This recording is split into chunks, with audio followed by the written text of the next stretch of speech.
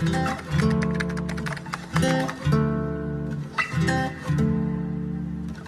about to go in beast mode. No need to worry, I did this before. Been going hard since the day I was born. Ain't no stopping me, I'ma keep going. Hey guys, and welcome back to my channel. If you are new here, please do not forget to hit the subscribe button and also turn on your notifications so you could be notified every time that I upload my next videos, and also chat with me down in the comment section. Today we are going to do a story time. I know that you guys enjoy my story times, like you guys love my story times, because girl, I can give you a good story.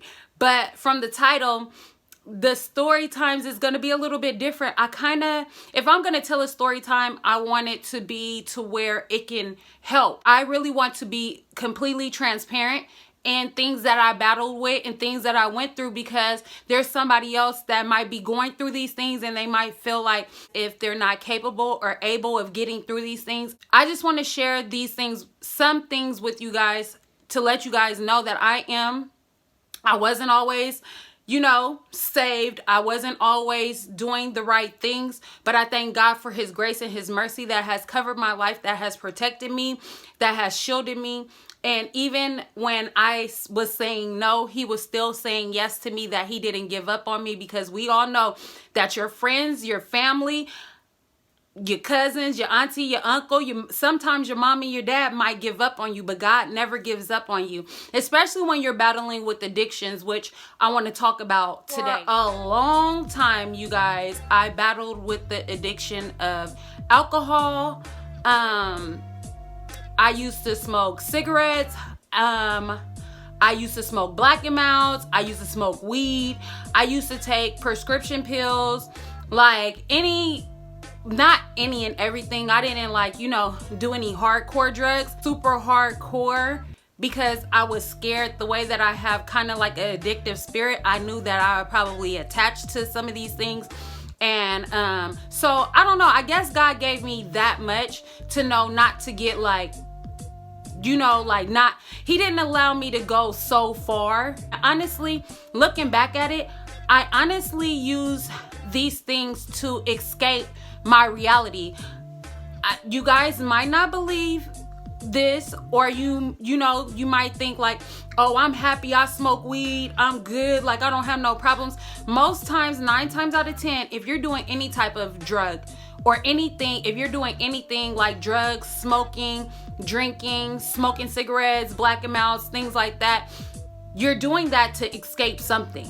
Most of the times, anyone that I have came in contact with, and I'm gonna speak for myself as well, I used to smoke because I didn't want to deal with certain things, and so it kind of takes your mind off of it. Or I used to take prescription pills because it used to take my mind off of it, the things that were going on in my life. I used to drink because it's like, it kind of I liked it, the feeling of like being free, because if you know me, then you know that I'm a very outgoing person. And I used to drink because I would be more outgoing than I am on a day-to-day basis. If you don't know me like that, I'm not very talkative. I'm not a person that's meets everybody and talks to them. So I used to drink so that I could be social, so that I can have fun, so I can let loose what I thought was fun, so that I could let loose, and but not knowing that really it was really altering my thinking. It was altering the way that I viewed life. I wasn't coherent. I wasn't seeing things the way that I should have. I would wake up from long nights of partying. I wouldn't even remember what I did the night before. It was just a downward spiral of things. I started drinking heavily when I felt like my life was going out of control. Like I said before in the previous video, I was living from house to house to house. I had no stability in my life.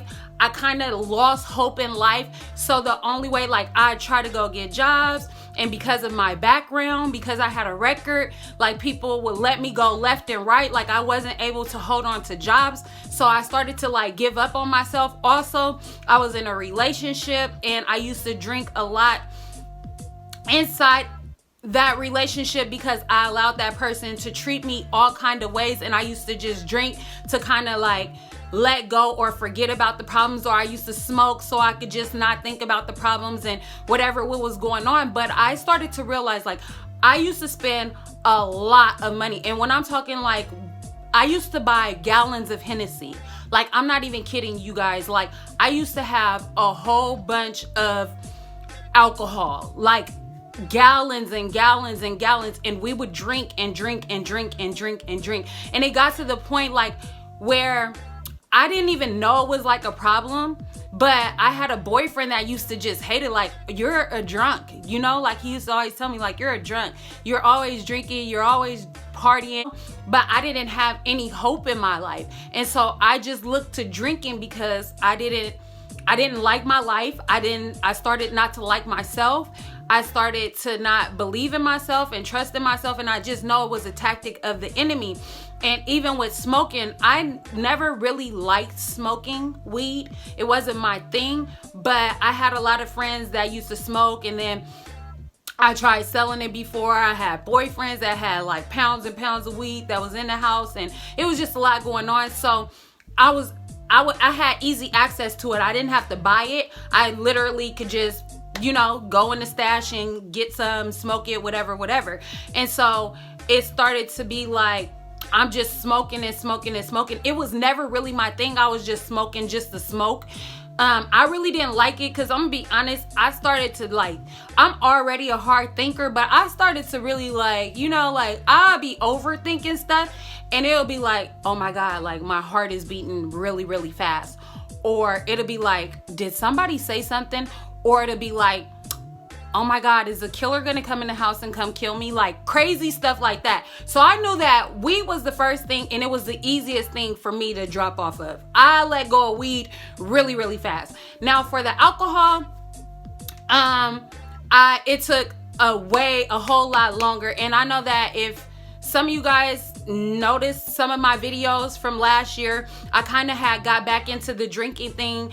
When a lot of stuff starts happening, I used to tend to turn to alcohol, drinking, pills, things like that to kind of like escape. Once I kind of like, I don't know, God began to kind of work on me as I got closer to him with the drinking thing, because I remember that like before I would drink, I would literally feel like you know the hangover feeling that you get after you've had a long night of drinking. Like I would literally feel that before I started drinking.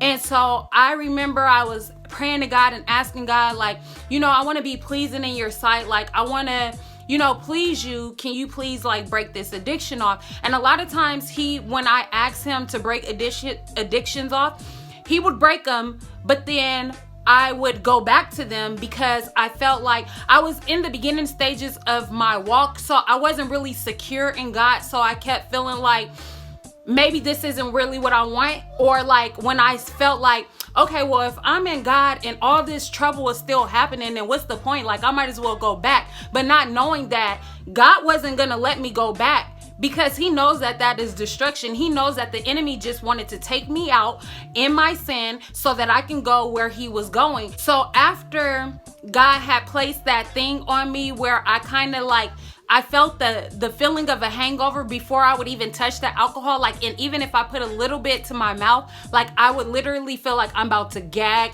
throw up everywhere. Like I felt like a hot mess. So I was like, okay, I'm gonna leave the alcohol alone. And so I started to do the prescription pills, and because it didn't give me a hangover, but I liked the feeling because it kind of like made me high, but it had me like not thinking coherently. And a lot of times people that are addicted to like prescription drugs, you still feel you are okay because you're like, you're functioning. Like, you know, when you're alcoholic, you can actually literally see an alcoholic like not functioning, you know. But like with someone that takes pills, unless you have discernment, you really won't know. Like a lot of people didn't even know that I was taking prescription pills, or like that I was even hooked on them like that. So with that, it kind of made me like I'm like a functioning addict, you know what I'm saying? Like you can do everything that you want to do, like Like, I used to use it to help me clean up, and like, especially when I'm like stressed out, I smoke my cigarettes and I have my prescription pills, and it's like I don't feel anything. Like, I literally was numb. But the thing, what I realized is, with the drinking, with the smoking, with the prescription pills, I kept, first of all, they were going up on the prices, and I know it was nothing but God, because I'm cheap as heck.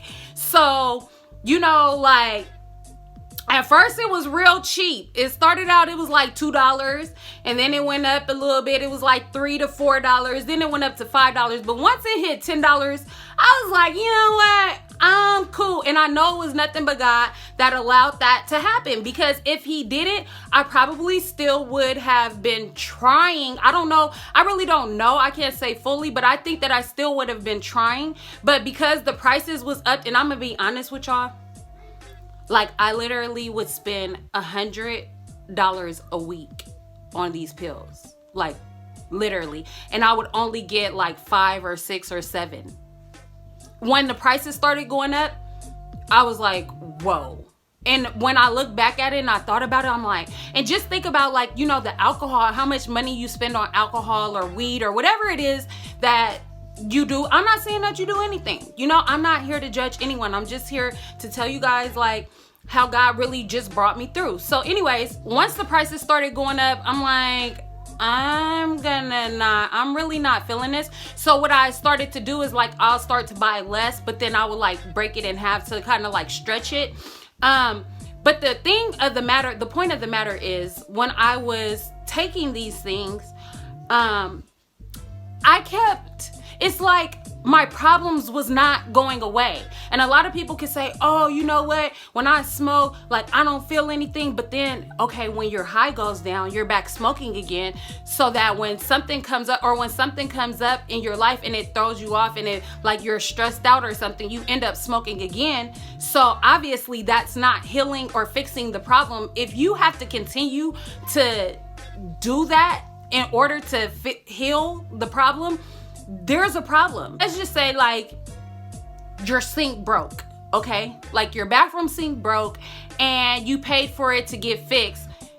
You want it to be fixed. You don't want it to still be leaking water after you paid for it to get fixed. Like, you want the problem to be fixed. So if you're paying for prescription drugs or alcohol or whatever it is that you're paying for, you want it to be fixed. You don't want to why would you want to have to keep taking something, you know, to heal yourself? Like, you should be healed, like, at this point, you know? So last year I got back on, you know, taking the prescription pills, and I really cried out to God, and I told God, I said, God, please help me to break this addiction, because I don't want to have it. And it was 10 times harder, I'm not gonna lie. And also, I was smoking Black and Milds. So I just broke that addiction in January this year. And I'm gonna tell y'all a little bit more about that a little bit later. I'm gonna start off with the pills. So I was asking God, I was like, God, I know that I keep asking you to break these addictions, but this time I'm serious. Like, I'm not going back.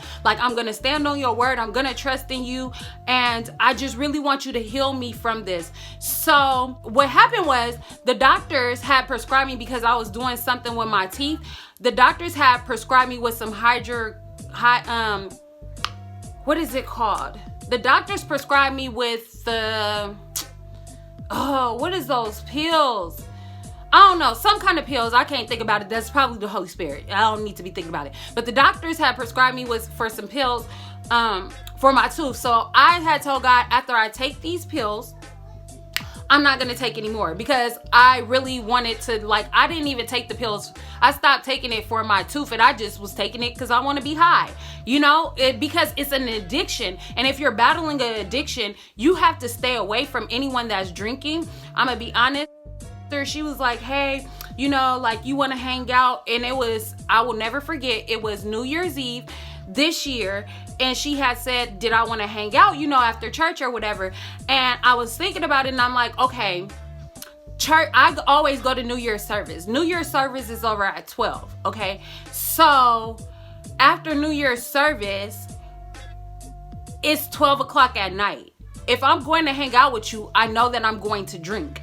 So why would I do that? So I avoided the whole situation. I just came home, because you have to shun the very appearance of evil. If you're battling with addiction and you're trying to break free, you cannot be sitting around alcoholics, weed heads, people that smoke, stuff like that, because you're gonna be enticed into it. You're not strong enough. Like, even right now, like, I still have to, even though I don't have the desire to drink, I don't have the desire to smoke or take prescription pills or do any of those things, if I surround myself back in that environment, I can easily, very much well so, go back to doing those things. So you just gotta like shake people, you know what I'm saying? And some people ain't gonna understand it, some people ain't gonna like it, some people gonna think that, oh, try to tell you like you're doing too much, or you think you better now, like you think you too good. And it's like, I don't think I'm too good, I don't think I'm better, I don't think any of that. I'm just going to separate myself from any environment that's causing me to go back to my old self. So anyways, getting back into it, because I know I be going off track.